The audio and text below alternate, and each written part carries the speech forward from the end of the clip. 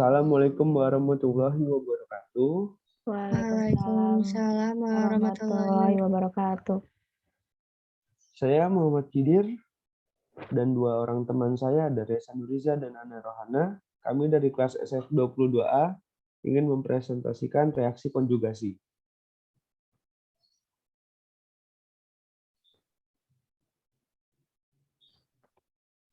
Tujuannya adalah mengikat gugus fungsional hasil metabolit reaksi fase 1 dengan senyawa endogen yang mudah terionisasi dan bersifat polar. Contohnya asam glukuronat, sulfat, glisin, dan glutamin. Dan senyawa obat yang sudah mengandung OH, COOH, dan NH2 langsung dimetabolisme di fase 2.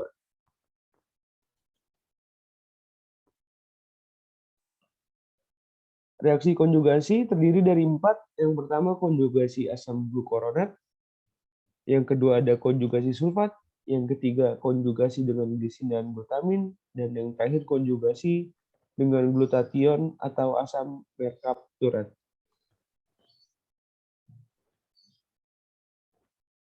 Yang pertama ada konjugasi asam glukuronat. Konjugasi asam glukuronat atau glukuronidasi merupakan konjugasi umum dalam metabolisme. Hampir semua obat mengalami konjugasi ini karena sejumlah besar gugus fungsional obat dapat berinteraksi secara enzimatik dengan asam glukuronat. Lalu tersedianya delta asam glukuronat dalam jumlah cukup pada tubuh.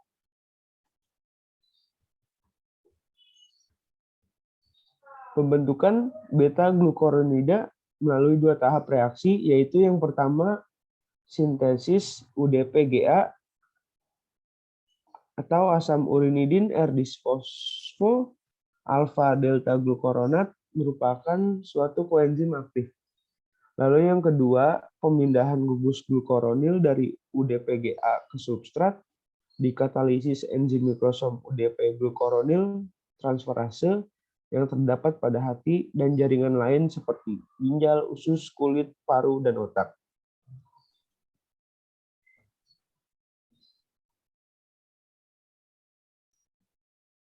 Berikut ada reaksi pembentukan beta-glukuronida.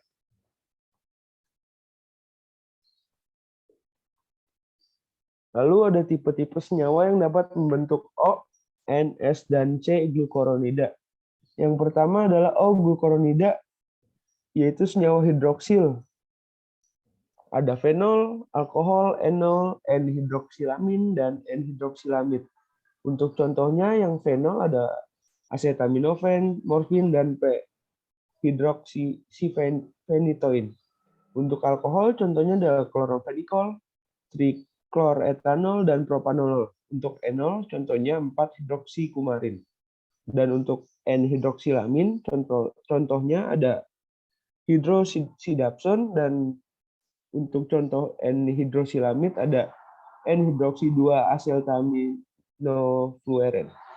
Yang kedua ada senyawa karboksil, yaitu asam aril akil dan alkil alifatik. Untuk asam aril akil contohnya ada naproxen, fenoprofen, asam fenilasetat, dan asam sinamat. Terus contoh alkil alifatik ada asam 2-etilheksanoat.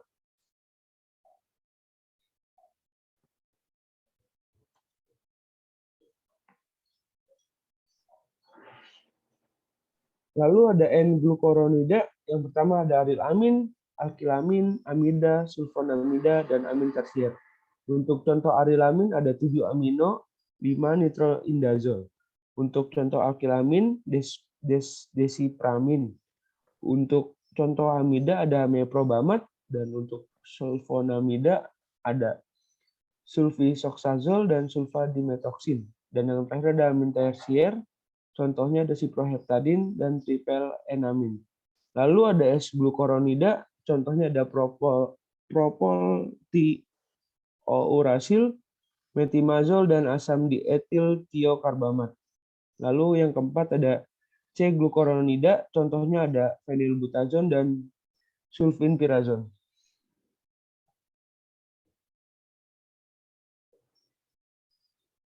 Berikut adalah contoh reaksi dari acetaminophen, chloramphenicol, 4-hidroksilkuramin, dan lain-lain.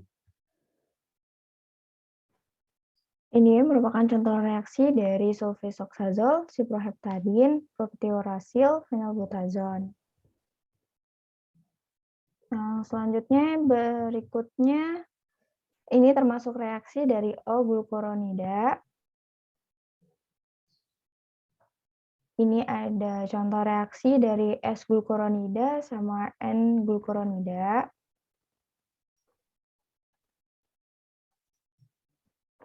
Selanjutnya, B. Konjugasi sulfat. Utamanya terjadi pada senyawa yang mengandung gugus fenol dan kadang terjadi pada senyawa alkohol, amin aromatik, dan senyawa N-hidroksi. Jumlah sulfat yang tersedia pada dalam tubuh agak terbatas dan digunakan terutama untuk konjugasi beberapa senyawa endogen, seperti steroid, katekolamin, dan tiroksin. Proses konjugasi sulfat melalui 2 tahap, yaitu 1. Aktivasi sulfat anorganik menjadi PAPS atau koenzim 3-fosfoadenosin 5-fosfosulfat. Yang kedua, pemindahan gugus sulfat dari PAPS ke substrat dikatalisis oleh enzim sulfotransferase yang terutama terdapat di hati, ginjal, dan usus. Ini merupakan contoh reaksi konjugasi sulfat dari substrat. Yang selanjutnya ada reaksi dari konjugasi sulfat. C. Konjugasi dengan glisin atau glutamin.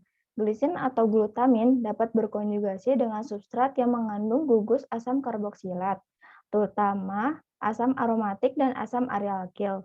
Jumlah konjugat asam amino tersebut relatif kecil karena terbatasnya ketersediaan asam amino tubuh dan adanya kompetisi dengan proses glukuronidasi. Beberapa dengan asam glukuronat dan sulfat. Pada proses konjugasi ini, asam amino tidak diubah menjadi koenzim aktif.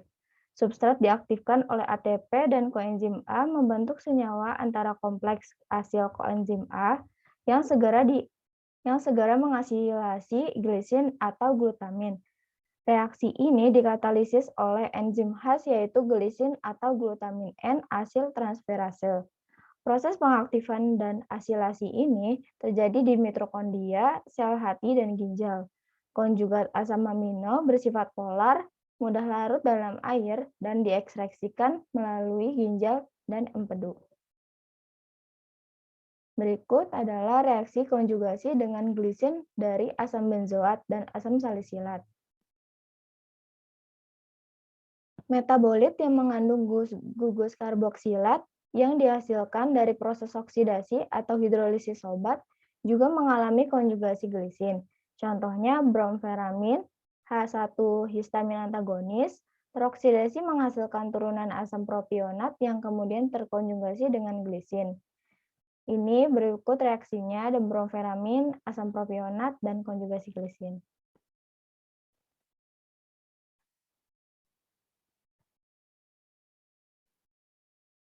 Selanjutnya, konjugasi dengan glutathione atau asam merkapturat.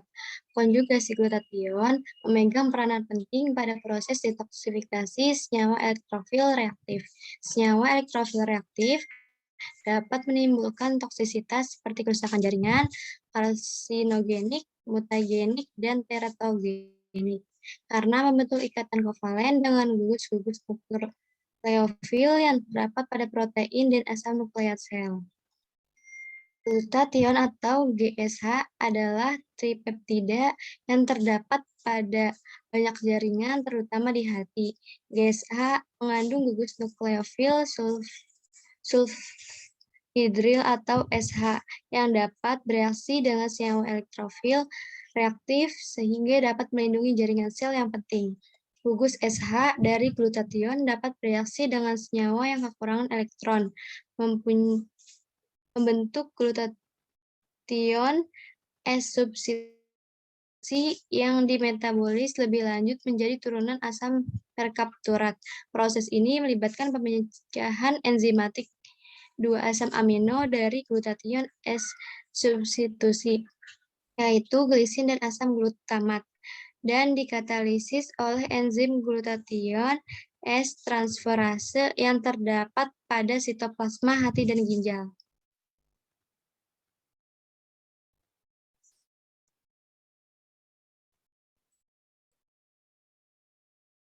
Turunan sistein S substitusi yang dihasilkan kemudian mengalami N-asetilasi menjadi turunan asam merkapturat. Untuk bereaksi dengan glutathione dapat melalui salah satu dari dua mekanisme umum sebagai berikut. Yang pertama, pemindahan nukleofil pada atom C atau heteroatom lain yang kekurangan elektron, atau adisi nukleofil pada ikatan rangkap yang kekurangan elektron. Banyak senyawa alifatik, alkila halida, sulfat, sulfonat, nitrat, dan arganofosfat mempunyai atom C yang kekurangan elektron sehingga dapat bereaksi dengan glutathione melalui pemindahan nukleofil membentuk konjugat glutathione. Contohnya, metilparation, suatu insektisida organofosfat mengalami detoksifikasi oleh glutathione melalui dua jalur. Yang pertama, jalur A, melibatkan substitusi nukleofil alifatik membentuk S-metilglutathione. Yang kedua, jalur B, melibatkan substitusi nukleofil aromatik membentuk S-paranitrophenylglutathione.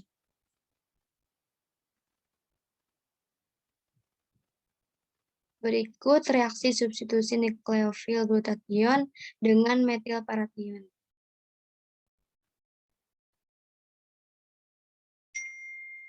Reaksi substitusi nukleofil aromatik dengan GSH lebih mudah terjadi pada cincin yang mengandung satu atau lebih gugus penarik elektron kuat.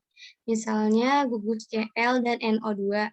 Contohnya 2,4 diklornitrobenzen dengan mudah mengadakan reaksi substitusi nukleofil dengan GSH, sedang klorbenzen kemampuan reaksinya rendah. Azathioprine mengalami reaksi substitusi nukleofil heteroaromatik dengan GSH, menghasilkan 6 merkaptopurin yang aktif sebagai anti kanker. Adisi nukleofil GSH juga dapat terjadi pada ikatan rangkap alfa beta tidak jenuh yang berkonjugasi dengan gugus karbonil. Reaksi ini disebut adisi misel.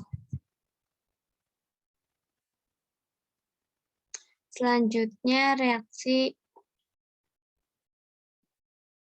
asam etakrinat atau obat diuretik akan mengalami adisi misel sebagai berikut. Berikut untuk daftar pustakanya.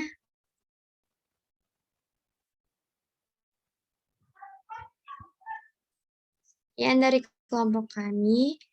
Kurang lebihnya mohon maaf. Assalamualaikum warahmatullahi wabarakatuh.